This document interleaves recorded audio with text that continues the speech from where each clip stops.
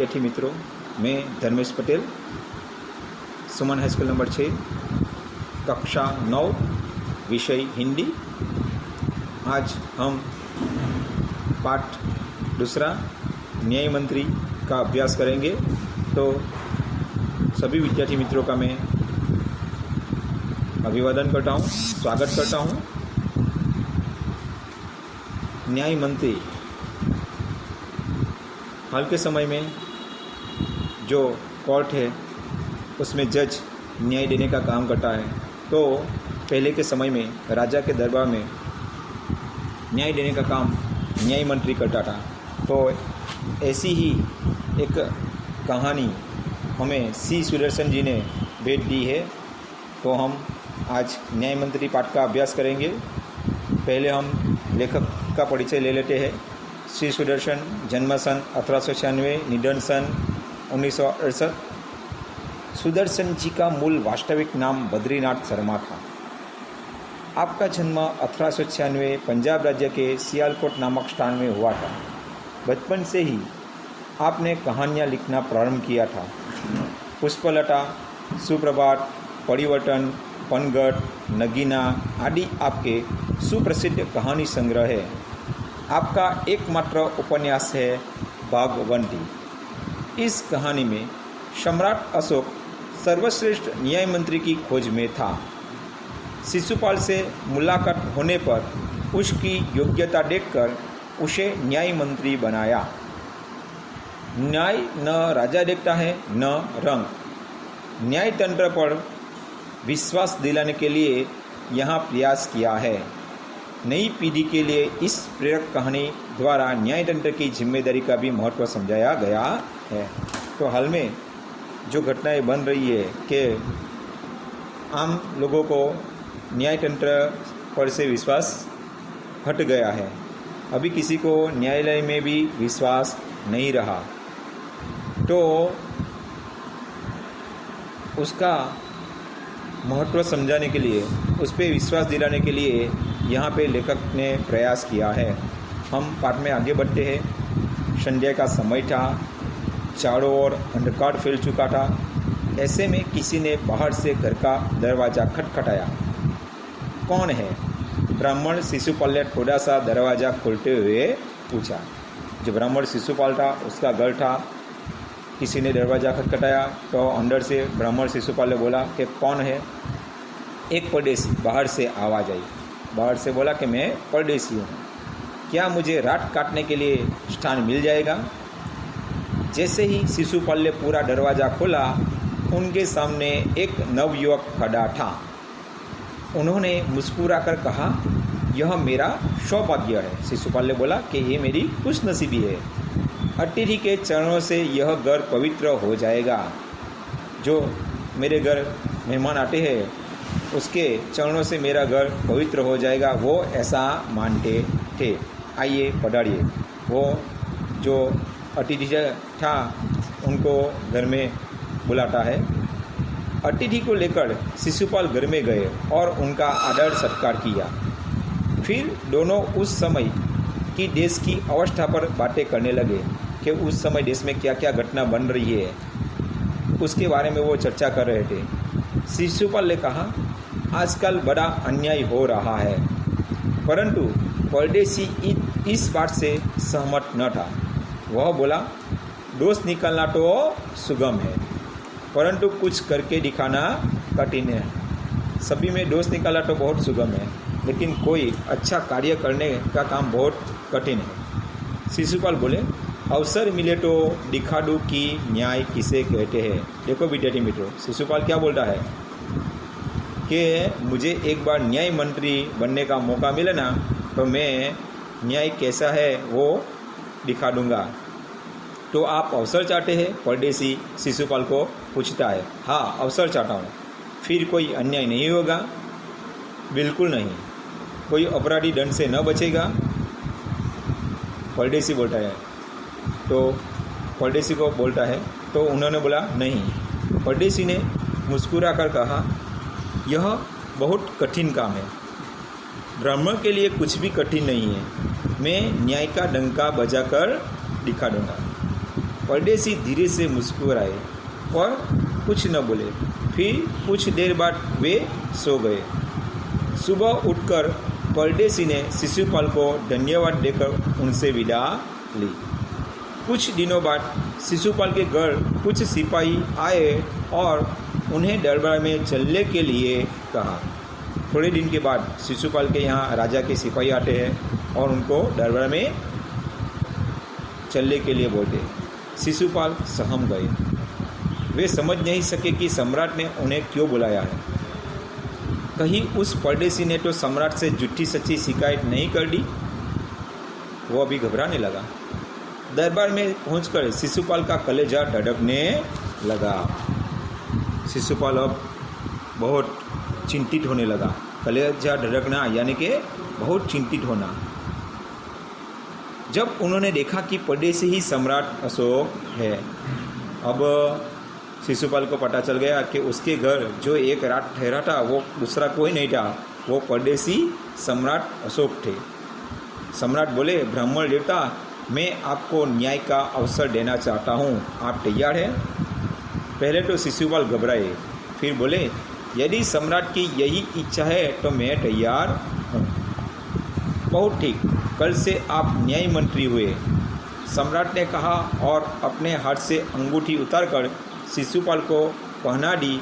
यह सम्राट अशोक की राजमुद्रा थी। उनके राज्य की जो राजमुद्रा थी वो राष्ट्र की निशानी, राजमुद्रा यानी कि राष्ट्र की निशानी, वो शिशुपाल को पहना दी कि आज से तू हमारे राज्य का न्याय मंत्री। अब शिशुपाल न्याय मंत्री थे।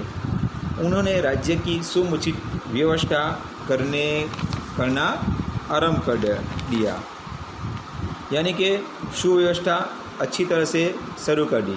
उनके सुप्रबंध से यानी कि सुव्यवस्था से पूरे राज्य में पूरी तरह शांति रहने लगी। किसी को किसी प्रकार का भय नहीं था। लोग दरवाजे तक खुले छोड़ जाते थे। चारों तरफ न्याय मंत्री के सुप्रबंध और न्याय की धूम मच गई। तो विद्यार्थी मित्रों, देखो, शिशुपाल ने बहुत अच्छी तरह से राज्य की व्यवस्था की और उन्होंने न्याय का डंका बजा दिया। अब हम दूसरा भाग हमारे अगले अभ्यास में देखेंगे। आभार विद्यार्थी मित्रों। नमस्कार विद्यार्थी मित्रों, अब हम न्याय मंत्री का आगे का अभ्यास करेंगे। हमने आगे देखा कि शिशुपाल को न्याय मंत्री बनने का अवसर चाहिए था और उनको सम्राट ने बना भी दिया। अब हम आगे देखते हैं। लगभग 1 महीने बाद किसी ने रात में एक पहरेदार की हत्या कर दी। सुबह होते ही यह बात चारों तरफ फैल गई। लोग बड़े हैरान थे। शिशुपाल की तो नींद ही उड़ गई। उन्होंने खाना पीना छोड़कर अपराधी का पता लगाने में रात दिन एक कर दिया। कई महीनों के बाद एक गुनाह राज्य में बना तो पहली बार शिशुपाल की नींद उड़ गई।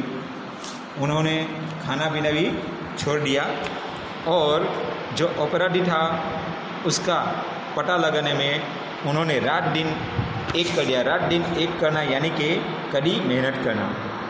बहुत प्रयत्न करने के बाद जब अपराधी का पता चला तो शिशुपाल के आश्चर्य का ठिकाना नहीं रहा।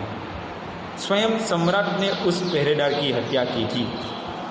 जब शिशुपाल को पता चला कि वो जो पहरेदार थी उसकी हत्या राजा ने ही की थी, तो सम्राट को अपराधी घोषित करना बहुत ही कठिन काम था। शिशुपाल करे भी तो क्या करे। एक ओर वे न्याय मंत्री थे और दूसरी ओर सम्राट के सेवक। एक और वो न्याय मंत्री थे, उसका काम था कि किसी को भी अन्याय न हो, लेकिन जो अपराधी है वो खुद सम्राट है और वो उनके सेवक यानी नौकर है, तो उसको अपराधी कैसे साबित करे। परंतु न्याय की दृष्टि में सम्राट और साधारण व्यक्ति में कोई अंतर नहीं होता। बराबर है। न्याय राजा हो या रंक हो, कोई भी हो, न्याय के सामने कोई अंतर होना चाहिए नहीं, कोई भेदभाव होना चाहिए नहीं। अगले दिन शिशुपाल दरबार में पहुँचे। सम्राट अशोक सिंहासन पर बैठे हुए थे। आते ही उन्होंने शिशुपाल से पूछा, अपराधी का पता चला?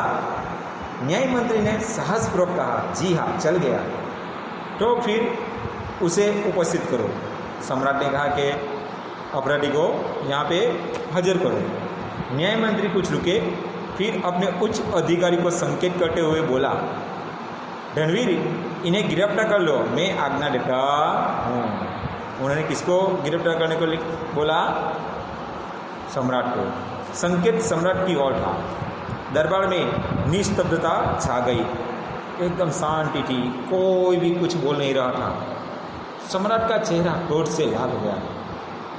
सम्राट गुस्से में आ गया।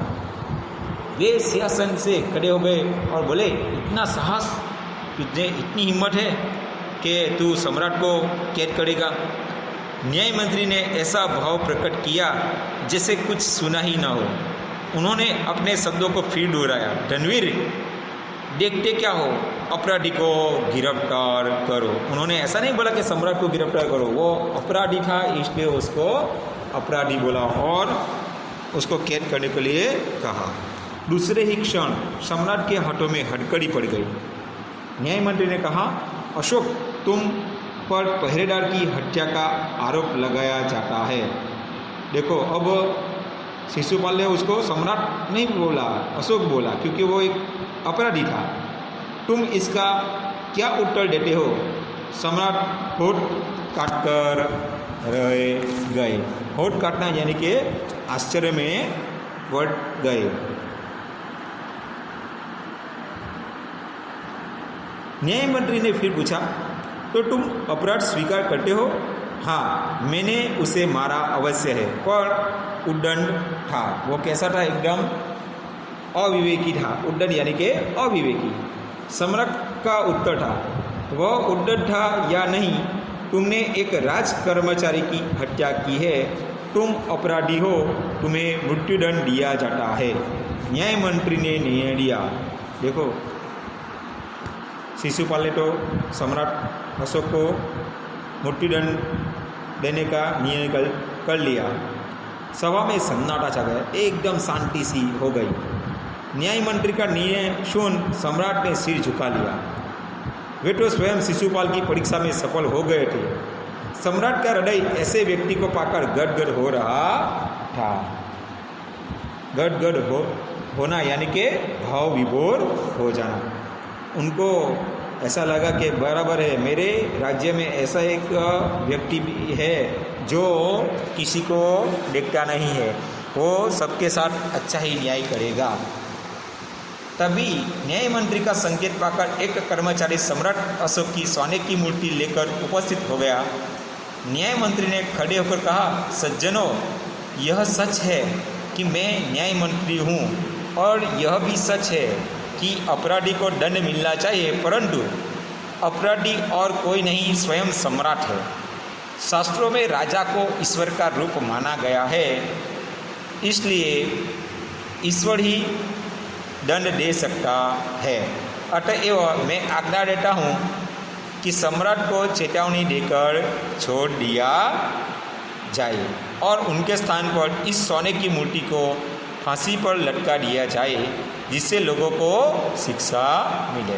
देखो, शिशुपाल ने बीच का रास्ता निकाला कि वो कहते हैं कि शास्त्रों में राजा को तो ईश्वर का रूप माना जाता है, इसलिए उसका दंड ईश्वर ही दे सकते हैं। और बीच का रास्ता निकाला कि उनकी सोने की मूर्ति बनवाई और उसको फांसी देने का उन्होंने ऐलान किया, क्योंकि इससे लोगों को शिक्षा मिले कि राजा हो या कोई भी हो, सामान्य नागरिक, सबको शिक्षा तो मिलती है। न्याय मंत्री का न्याय सुनकर लोग जय जयकार कर उठे। जब सब लोग चले गए तो शिशुपाल ने राजमुद्रा सम्राट अशोक के सामने रख दी और बोले, महाराज, यह राजमुद्रा वापस ले ले, मुझसे यह बोझ नहीं उठाया जाएगा। देखो, बाद में शिशुपाल ने कहा कि महाराज, ये राजमुद्रा ले लो, मैं न्याय मंत्री नहीं बनना चाहता हूँ, मुझसे ये बात नहीं उठा जाएगा। अशोक ने सम्मान बड़ी दृष्टि से उनकी ओर देखते हुए गदगद कंठ से कहा। उन्होंने उसको सम्मान दिया और उनका गला बढ़ाया। आपने मेरी आंखें खोल दी। आंखें खोल देना यानी कि सही परिस्थिति समझाना। आपका साहस प्रशंसनीय है। यह बोझ आपके अतिरिक्त और कोई नहीं उठा सकता। न्याय मंत्री निरुत्तर हो गए। तो सम्राट अशोक ने कहा कि आपके सिवाय ये बोझ कोई उठा सकेगा नहीं। न्याय मंत्री निरुत्तर हो गए यानी कि वो कोई जवाब दे सके नहीं और शिशुपाल को ही न्याय मंत्री बना दिया गया। तो विद्यार्थी मित्रों, हमें इस पाठ से यही सीख मिलती है कि न्याय जो भी करता है वो मालिक हो या नौकर हो, बड़ा हो या छोटा हो, गरीब हो या अमीर हो, नेता हो या आम आदमी हो, कोई भी हो, उसके लिए एक समान होना चाहिए। तो विद्यार्थी मित्रों, हम यहाँ हमारा ये पाठ खत्म करते हैं। आपको स्वाध्याय लिखना है, लेकिन पहले आपको शब्दार्थ और टिप्पणी लिखनी है, उसके बाद मुहावरे लिखने हैं, उसके बाद स्वाध्याय 1, 2 विस्तार से उत्तर दीजिए, 3 निम्नलिखित विधान कौन कहता है क्यों, 4, 5, 6, 7 ये सब आपको लिखना है। आभार विद्यार्थी मित्रों।